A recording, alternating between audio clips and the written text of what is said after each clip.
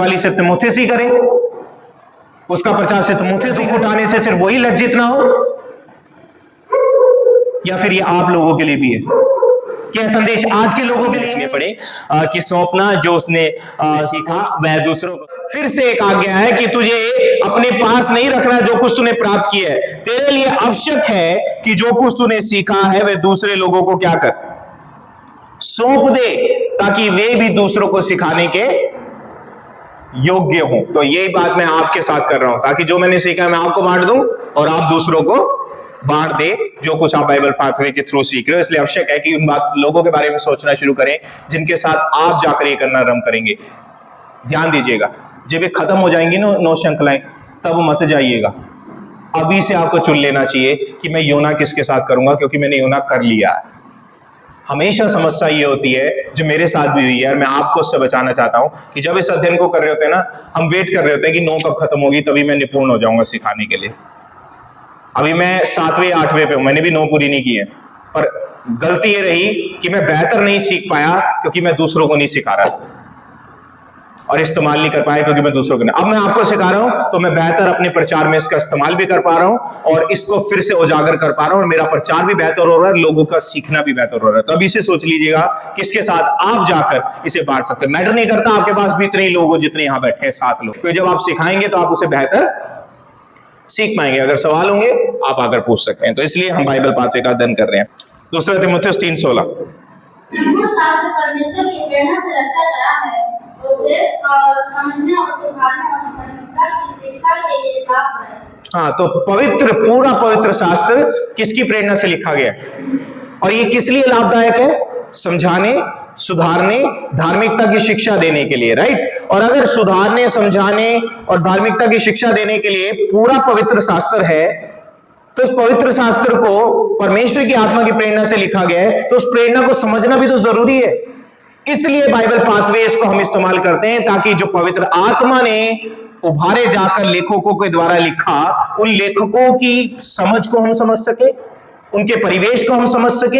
इसलिए Bible pathway के ये उपकरण हमारी मदद करते हैं कि कैसे उनके परिवेश को समझ सकते हैं। यदि आपको कल का सरमन याद हो और कल का इंट्रोडक्शन याद हो, जहां से मैंने सरमन शुरू किया था, मैंने आपको बताया था यदि जब तक आप उनके परिवेश में ना चले जाएं, तब तक आप किन्हीं भागों को समझ नहीं सकते। इसलिए बाइबल पाथवे इस प्रकार के भागों को हमें समझने में क्या करता है? मदद करता है। कोई भी आदत को विकसित करने के लिए आपको सिर्फ बार बार क्या होता है? करना पड़ता है। तो जो कुछ मैं आपसे करने के लिए कह रहा हूं ना, इसे अगर आप नहीं करेंगे, ये आपके अंदर नहीं आ पाएगा, पर अगर इसे करते रहेंगे तो ये स्वाभाविक हो जाएगा। फिर आप बाइबल की कोई भी अध्याय पढ़ोगे, कोई भी आयत पढ़ोगे, आप उसे ऐसे पढ़ ही नहीं सकते, यहोवा मेरा चरवा है, मुझे कुछ घटी ना होगी, मुझे हरी हरी चराई में चराता है, मुझे सुविधा है।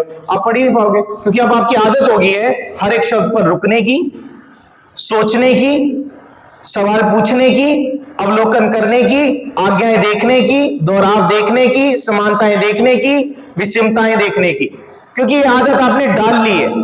क्योंकि शुरू से मैं आपसे बताऊं, हम सब लोगों की आदत बाइबल को पढ़ने की यही रहती है कि हम बाइबल पढ़ते हैं और बाइबल बंद कर देते हैं। हम बाइबल पर रुकते नहीं है, हम बाइबल पर सोचते नहीं है, हम बाइबल में जो लिखा है उन एक एक शब्दों को ध्यान से लिखते नहीं है, सर्कल नहीं करते हैं, देखते नहीं है। ये आज्ञा है, दोहराव है, क्या ये बार बार आ रहा है इस भाग के अंदर? ये आपकी आदत बन जाएगी प्रियो, अगर आप इसे बार बार करेंगे। और यही करने के लिए इस अध्ययन को तैयार किया गया और चाहा था कि आप प्रार्थना करें मिलकर, ताकि प्रभु आपको इसको करने में सक्षम बनाए। नहीं, ये कुछ लेख हैं जिनके ऊपर आपको अवलोकन करना था। क्या करना था? अवलोकन में आपको आज्ञाएं देखनी थी, दोहराव देखना था, कोई बात ऐसी जो आपको लगे चौंका दे, है ये कैसे, मतलब ये कैसे लिख दिया, तो मुझे मतलब कुछ अलग सा लगे जो आश्चर्य कर दे आपको, या तुलनाएं हों, विषमताएं हों, यानी कि दो चीजों को क्या किया जाए? एक दूसरे से जोड़ा जाए। इन बातों पर तुरंत बाद वचन पढ़ लिया, प्रार्थना कर ली, अब क्या करते हैं? जिसको पता है वो आकर लिखेगा, बताएगा। यहां पर आपको एरो देखने को मिल रहा है, यहां पर कांटे का निशान है। यहां क्या है वो लिखना आपको आके, यहां क्या है। बाइबल का कोई भी किताब या कोई भी पहलू या कोई भी भाग डायरेक्ट हमें नहीं लिखा गया, पर हां जिनको भी लिखा गया उसके बाद वो हमारे लिए भी क्या है? उतना ही महत्वपूर्ण है जितना उनके लिए था। पर इससे पहले कि हम अपने लिए शिक्षा निकालें, हमें समझना है कि बाइबल जिनको लिखा गया है डायरेक्ट, उनसे क्या कह रहा था और उन्हें क्या बोलते हैं? मूल पाठक, मूल श्रोता, जिनको लेखक लिख रहा था। तो इन तक आने तक कुछ चीजें हैं जो हमें करनी पड़ती हैं। पहली चीज हमने किस में सीखी है? योना की किताब में। और पहला चरण क्या है जो आपको यहां तक आने के लिए या यहां से यहां जाने के लिए करना होता है? किसको मालूम है?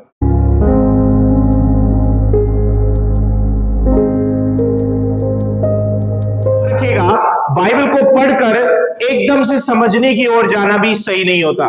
पहले जो हिस्सा है ना उसको देखे, वहां है क्या, कौन है लिख रहा है, किसको लिख रहा है, ये सब अवलोकन में ही आता है। पर उसके बाद उस भाग के अंदर क्या क्या बातें लिख रहा है, वहां कोई आज्ञाएं हैं क्या, वहां पर कोई बातें जो बार बार दोहरा रहा है? क्योंकि याद रखिएगा ये बहुत इंपॉर्टेंट है जो पारुल ने लिखा है। मैं सोच नहीं रहा था कि पारुल इतना लिख देगा, मुझे ऐसा लग रहा था कि पारुल सिर्फ अवलोकन लिखकर रोक देगा, पर उसने बताया कि आज्ञाएं हैं, दोहराव है ना, और क्या है, कुछ ऐसा जो अद्भुत हो, अलग हो, आपको देखने को मिले, जो आपको चौंका दे।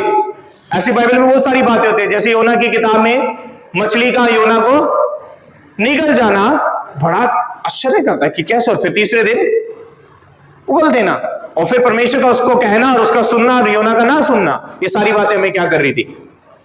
तो अब दूसरे तिमोथेयुस में भी जब आप पढ़ेंगे तो आपको देखना होगा क्या बातें आश्चर्य की हैं, कौन सी आज्ञाएं दी गई। और याद रखिएगा इस पत्री में बहुत सारी आज्ञाएं हैं, यहां आप बहुत ज्यादा समय बिताओगे। इस पत्री ही तिमोथेयुस को पौलुस लिख रहा है तो आज्ञा ही दे रहा है, कुछ कह ही रहा है, ये कर ये कर ये कर ये कर, तो उस पर ध्यान दीजिएगा। दोहराव भी बहुत है वहां पर। एक दोहराव तो आज सुबह ही मैंने आपको बताया है, दोहर का बहुत बार इस्तेमाल किया गया है। और दोहर शुरुआत में कैसे इस्तेमाल हुआ है, और दोहर का मतलब आपको लास्ट में जाकर पता लगेगा कि दोहर क्या है, किसको रहा है, जब आप 4 अध्याय में चले जाते हो। तो दोहराव बहुत इंपॉर्टेंट होता है, आश्चर्य बहुत इंपॉर्टेंट होता है। और इससे पहले एक और चीज है जो पारुल ने मिस कर दी, किसको मालूम है? इससे पहले कि आप अच्छे प्रश्न पर जाएं, जो कि हाँ हम सीखने वाले हैं दूसरे तिमोथेयुस की किताब में, पूरा इस अध्ययन में कि अच्छे प्रश्न कैसे पूछते हैं। पर इससे पहले क्या है, एक चीज है, 4 चीजें हम करते हैं अवलोकन में, एक चीज मिस की है। तो अच्छे प्रश्न पूछने से अंतर्दृष्टियों की खोज करने में मदद मिलती है। कहने का मतलब है जो वहां हो पर दिख ना रहा हो, उसे आप अच्छे प्रश्नों के द्वारा समझ सकते हो। जैसे कि धरोहर, इस भाग के अंदर क्या धरोहर वहीं पर नहीं था? क्या उसी भाग में धरोहर नहीं था? बट उस भाग को पढ़ने के बाद हम कोई भी अनुमान लगा सकते हैं। मुस्कान, राइट, कोई भी अनुमान लग सकता है। आपको पता है जो भी सवाल आप पूछते हो ना उसका उत्तर आपको बाइबल से ही मिलता है। इससे पहले कि हम अपनी बुद्धि का इस्तेमाल करें, हम उस पूरे किताब को, जब क्यों आपको पूरी किताब पढ़ने के लिए कही और 5 बार पढ़ने के लिए कही, कि अगर आप पहली बार में मिस कर जाओ कि पौलुस ने किस चीज की रखवाली की, दूसरी बार में मिस कर जाओ कि पौलुस ने किस चीज की रखवाली की, तीसरी बार में मिस कर जाओ, चौथी और 5वीं बार में तो आप देख लोगे कि पौलुस धरोहर किस चीज को कह रहा है। इसलिए प्रश्न पूछना चाहिए, इसलिए पूछना चाहिए। मैं आपसे पूछता हूं, धरोहर को पढ़कर कितनों को समझ आ गया था कि पौलुस धरोहर किसको कह रहा है? 90% आप में से किसी को समझ नहीं आया होगा, और मुझे भी नहीं आया था जब मैंने पढ़ा था। तब जब मैं 4 अध्याय पे पहुंच गया ना, क्योंकि ये मत सोचिएगा मैं आपको ही कह रहा हूं, मैं खुद भी पढ़कर आया हूं, तब मैंने एकदम से क्लियर देखा, ओ अच्छा। तो मैंने सवाल पूछा धरोहर क्या है, मैं उत्तर ढूंढ रहा था, 5 अध्याय में जाकर मुझे उसका क्या मिला, उत्तर मिला। तो आप भी सवाल पूछे, जो स्पष्ट ना हो उन चीजों को समझने के लिए सवाल पूछे जाते हैं। हाँ, तो अच्छा प्रश्न पूछना हमें यह समझने में मदद करता है कि लेखक किस बात पर क्या कर रहा है। जब आप ये पूछोगे धरोहर का मतलब क्या है, तो आपको समझ आ जाएगा कि लेखक किस बात पर जोर दे रहा है। तभी तो मैं वो वाक्य निकाल पाया। आप लोग, बहुत सारे लोगों को समस्या हो रही है योना को पढ़ने के बाद भी मुख्य पाठकों का संदेश निकालने के लिए, और आज का कारण कि अभी तक आपने क्या नहीं सीखा, अच्छे प्रश्न पूछना नहीं सीखा। जब आप अच्छे प्रश्न पूछोगे ना तो आपको समझ आ जाएगा जोर किस बात पर दिया गया, और वही आपके मुख्य पाठक के संदेश में और आज के संदेश में होना चाहिए। इसलिए अच्छे प्रश्न आपको धीमा कर देते हैं इसको समझने के लिए। ये जो बात वो कह रहा है, इससे पहले कि हम उस निचोड़ पर आए, जैसे हम मूल पाठक के लिए जिस बात पर बल दिया है, जिस बात पर जोर दिया है, जिस बात को तिमोथेयुस को वो सिखाना चाहता है, वो क्या संदेश है और फिर आज हमारे लिए क्या संदेश है, वो मैं इससे निकालूं। मैं आप लोगों से कहना चाहता हूं, जरा एक ही साथ आए पढ़िएगा और इसके संदर्भ पर ध्यान दीजिएगा और फिर आप इसका निचोड़ निकालिएगा। क्योंकि परमेश्वर ने हमें भय का नहीं, पश्चाताप और प्रेम और संयम की आत्मा दी है। परमेश्वर पौलुस तीमुथियुस से इस बात पर जोर देकर कहता है, कुछ है जो तीमुथियुस के अंदर है, जिसकी वजह से वो 8 आयत से लेकर 14 आयत को पूरा नहीं कर पा रहा है। कुछ है जो उसे रोक रहा है वो करने के लिए जो उसने उससे कहा है, और इससे पहले कि वे उसे कुछ करने के लिए कहे, वे उस बात को उसके सम्मुख रख रहे हैं, तीमुथियुस तेरे साथ ये समस्या है, ये तुझे वो करने नहीं देगा जो मैं तुझे करने के लिए कह रहा हूं। क्या समस्या सोचेगा तीमुथियुस के साथ? क्यों पौलुस ने लिखा है 7 आयत में कि तुझे भय का आत्मा नहीं परंतु सामर्थ, प्रेम और संयम का आत्मा दिया है। इसका मतलब इन 3 चीजों की कमी थी, मतलब उसमें था, पर तीमुथियुस को इसका आभास नहीं था। इसलिए उसने कहा ये वरदान जो मेरे हाथ रखने के द्वारा, कहने का मतलब ये नहीं है कि मैंने हाथ रखा और तुझे वरदान मिल गए। कहने का मतलब है जो तेरे अंदर था उसको जब मैंने प्रमाणित किया, जब हाथ रखी दर्शाई जाती है कि तेरे अंदर वो योग्यता है, अंदर प्रेम भी है, संयम भी है और बिना भय की आत्मा है। सिर्फ तुझे उसे क्या करना है? प्रज्वलित करना है, जगाना है और उस कार्य को करना है जो उसने 8 से लेकर 14 में कहा है। तो संदर्भ आपको मदद करता है भाग को समझने के लिए। क्यों उसने इतनी सारी बातें उससे कही? क्योंकि इसे तीमुथियुस कर नहीं रहा था, क्योंकि उसके अंदर क्या था? डर, भय। पौलुस कैद में चला गया, अगर मैंने भी इस चीज को किया तो मैं भी कैद में। पौलुस तेरे अंदर प्रेम की आत्मा है। पौलुस ने कहा तीमुथियुस तेरे अंदर प्रेम की आत्मा है। कहने का भाव यह है कि तू कैसे उन लोगों को महरूम रहने दे सकता है जिन्होंने अभी तक यीशु मसीह का सुसमाचार नहीं सुना। परमेश्वर ने तुझसे प्रेम किया ताकि तू दूसरों से क्या कर, उन लोगों से जो नाश हो सकते हैं यीशु मसीह के बिना सुने। तेरे अंदर प्रेम की आत्मा है, तो उस प्रेम को उजागर क्यों नहीं करता कि वे लोग भी सुने? तीमुथियुस तेरे अंदर संयम भी है, तू सह सकता है सब उन बातों को जो तेरे ऊपर इसकी वजह से आएंगी। धैर्य रख, उस कार्य को कर जो मैंने तुझे करने के लिए भेजा है। और क्या कर, अगर आप इसको रखेंगे ना अपने सामने तो आपको समझ आ जाएगा यहां किस बात पर जोर दिया गया है। ये सारी चीजें सामने रखते हुए आपको जोर समझ आ जाएगा किस चीज पर किया गया है, और यही आपकी मदद करेगा मूल पाठक संदेश और आज के संदेश को निकालने के। So let's work it out.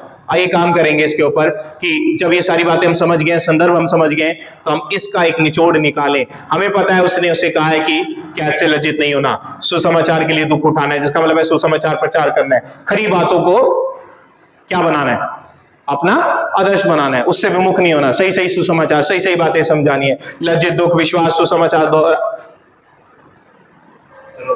धरोहर। तो ये सारी चीजें हैं जो आप अपने वाक्य में रख सकते हैं या इसको निचोड़ करके एक वाक्य बना। मैंने किसकी रखवाली की है? और पहले अध्याय में किसकी रखवाली करने के लिए कहा गया? धरोहर। तो धरोहर क्या है और विश्वास किस चीज पर है? अब आपको समझ आता है कि पौलुस किस चीज को धरोहर कह रहा है? सुसमाचार। वो कह रहा है इसकी रखवाली कर। तो आपको पता है जोर किस चीज पर है? सुसमाचार के प्रचार करने पर किस तरीके से सुसमाचार प्रचार कर? दुख उठाकर और बिना लज्जा के। तो क्या वाक्य में आप डाल सकते? सुसमाचार जो एक धरोहर है, दुख उठाकर बिना लज्जा के उसकी क्या कर? रखवाली। और यही संदेश आप किसके लिए निकाल सकते हो? आज के लोगों। और क्या सिर्फ ये तीमुथियुस के लिए ही है कि सुसमाचार की रखवाली सिर्फ तीमुथियुस ही करे, उसका प्रचार सिर्फ तीमुथियुस ही करे? क्या दुख उठाने से सिर्फ वही लज्जित ना हो? या फिर ये आप लोगों के लिए भी है? क्या संदेश आज के लोगों के लिए है या नहीं है? क्या आज भी सुसमाचार प्रचार नहीं किया जाना चाहिए? क्या आज भी सुसमाचार से लज्जित नहीं होना चाहिए? हाँ, आज भी सुसमाचार से लज्जित नहीं होना चाहिए। इसलिए जब आप अपने लोगों को सिखाएंगे तो आप कहेंगे जैसे पौलुस ने तीमुथियुस से कहा कि वे सुसमाचार से लज्जित ना हो, उसकी रखवाली भी करे और उसका प्रचार भी करे, दुख उठाकर आप लोगों को भी करना है, आप लोगों को भी करना है। और क्या है भविष्य में आपके लिए?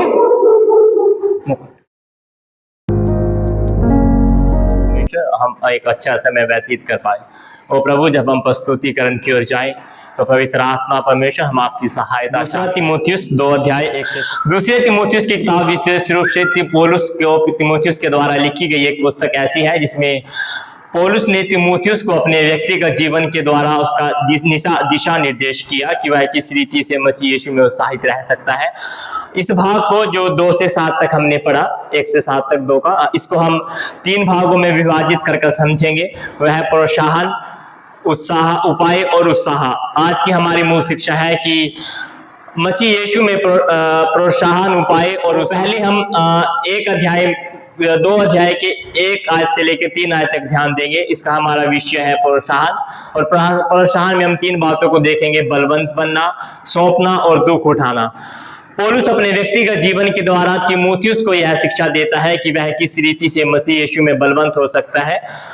यदि हम पौलुस के जीवन को देखेंगे 1 अध्याय में, जिसका आज हम सुबह भी वर्णन कर रहे थे कि पौलुस 1 के 8 में कैदी है, 1 के 12 में दुख उठाता है सुसमाचार के लिए, और 1 अध्याय के 15 आयत में आसिया वालों ने सब लोग उससे फिर गए हैं।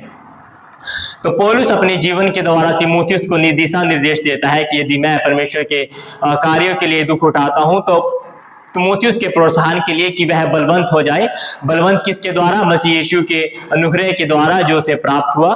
और केवल बलवंत ही नहीं होना बल्कि सौंपना भी। यदि हम 2 आयत में पढ़े कि सौंपना जो उसने पौलुस से सीखा वह दूसरों को सौंप दी। और हो सकता था कि तीमुथियुस भी इसके कारण जेल में जा सकता था, इसीलिए तीमुथियुस को पौलुस ने अपनी पुस्तक लिखी और उसको उत्साहित किया कि वह यदि समस्याएं उसके विपरीत भी हो जाए तब भी वह मसीह यीशु में बलवंत बना रहे उस अनुग्रह के द्वारा जो मसीह में उसे प्राप्त हुआ।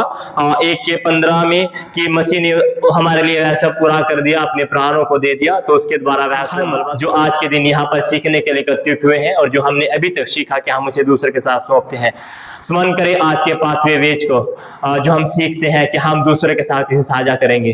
क्या हम कलीसिया में एकत्रित होकर जो सीखते हैं कि हम उसे दूसरे के साथ साझा करेंगे। हमें अच्छा योद्धा, जाबाज खिलाड़ी और परिश्रमी किसान बनने के लिए कहा गया कि यदि हम अच्छे किसान और परिश्रमी हैं तो हम उस रीति से वह फल प्राप्त कर सकते हैं। कि मैंने परमेश्वर के वचन को प्रचार करने के लिए बहुत तकलीफें उठाई है, मुझे उसके लिए जेल भी हुई है, बहुत सी तकलीफ उठाई, फिर भी मैंने लज्जित नहीं हुआ, उसको वचन को प्रचार किया। तो भी उसी प्रकार से लज्जित मत होना, दुख उठा, परमेश्वर के वचन को प्रचार कर, दूसरों तक पहुंचा, उन्हें भी उत्साहित कर कि वो भी प्रचार करे, दूसरों तक पहुंचाए। बहुत से परेशानी आएगी इसमें, दिखाई देती है मुझे, बहुत सारी चीजें दिखाई देती हैं, जैसे कि उपाय, जैसे कि उत्साह, जैसे कि प्रोत्साहन, ये भी अलग है, कुछ विचित्र है। बलवंत, ये क्या लिखा है? बलवंत है ना, ये एक अच्छी चीज है क्योंकि ये भाग में भी है। ये क्या है? नियम अनुसार, ये भी है। और ये क्या है? मेहनत करता फल मिलता है, मेहनत ना फल मिलता है, ये भी अच्छा है क्योंकि ये उदाहरण में है। और कोई विचार? परमेश्वर हमें झूठे शिक्षकों से बचे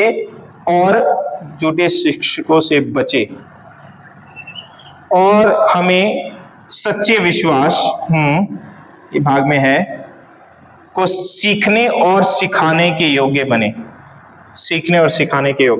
ठीक है, जो कि 2 के 2 में बेसिकली मुझे लगता है सिखाएं दूसरों को, जो कुछ आपने सीखा है वो दूसरों को सिखाएं। बट झूठे शिक्षकों से बचे, ये कहां पर है? 2 के 1 से 7 के बीच में कहां पर है? क्योंकि वह इसी एक बात को तीमुथियुस के जीवन में होते हुए देखना चाहता है इससे पहले कि वो मर जाए। ठीक है, तो अब आपके पास समय है और 2 आयतें हैं, 2 तीमुथियुस, अगला पेज नंबर 13, और आपके पास पूरे 10 मिनट हैं। 10 मिनट के बाद आप लोग खाने के लिए जाएंगे और हमारा सेशन यहीं पर समाप्त होगा। अभी जाइएगा 2 तीमुथियुस 2 8 से 10, 2 तीमुथियुस 2 20 से 22, इन दोनों से आपको ये करना है।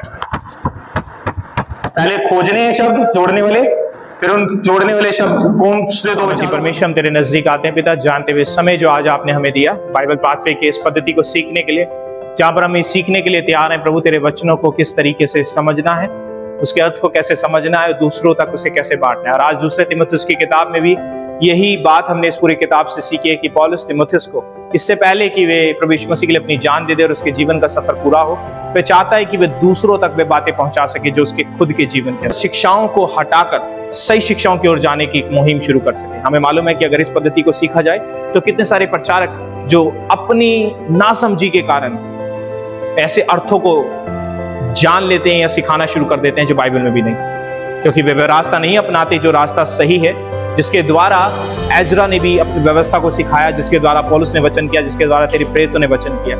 जिन्होंने उस पर अर्थ को जान लेने के लिए, उसके अनुसार चलने और दूसरों को सिखाने के लिए अपने मन को लगाया, उस पर ध्यान लगाया ताकि वे लज्जित ना हो, उस पर ध्यान लगाया ताकि वे लोगों को सुधार सके, सिखा सके, धार्मिकता की शिक्षा में बढ़ा सके। क्योंकि संपूर्ण पवित्र शास्त्र तेरी प्रेरणा से लिखा गया है और तेरी आत्मा की सहायता से इस पद्धति का इस्तेमाल करके हम उस अर्थ तक और उस अर्थ के निष्कर्ष तक पहुंच सकते हैं जो आज हमारे जीवन में जरूरी है। तेरी इच्छा जानकर, तेरे अनुसार चलकर तेरी आशीषों के भागीदार हो सके। इस बात को तेरे हाथों में सौंपते हुए प्रार्थना उद्धार करता यीशु मसीह के नाम से मांगता हूं। आमीन।